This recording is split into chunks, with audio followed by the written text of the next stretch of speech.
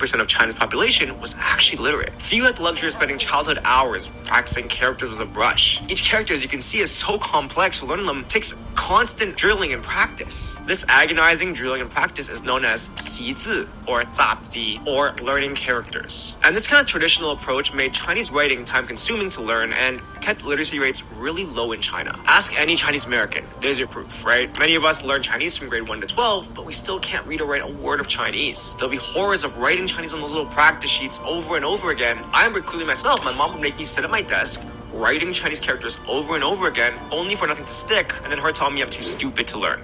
By the way, to those fellow Chinese Americans who couldn't learn the language, stick to the end because you can learn Chinese. Basically what it means, for example, the sound 我 is spelled W-O, the sound 想 is spelled X-I-A-N-G, the sound 上 is spelled S-H-A-N-G. There is now a standardized way to spell every single sound in Chinese. Before that, it wasn't the case, right? You know, a white guy would come into Chinese education. And now, Chinese primary school students learn pinyin before learning any characters. What did it do? Well, as a result, children could start reading Chinese using pinyin, even if they couldn't write anything at all. They say simplified Chinese is what really helped China become literate. But in reality, in my opinion, it actually was pinyin because I learned it without pinyin and I learned it with pinyin, and game changer.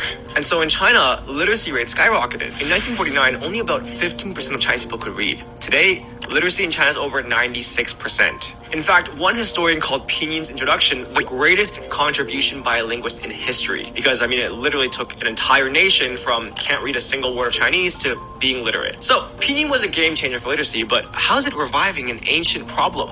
And what does that have to do with technology? Well, little did Mao's government know, they had not only addressed literacy, they had paved the way for Chinese to thrive in the digital age and make Chinese worlds easier to learn, because fast forward to the late 20th century, computers and word processors started emerging.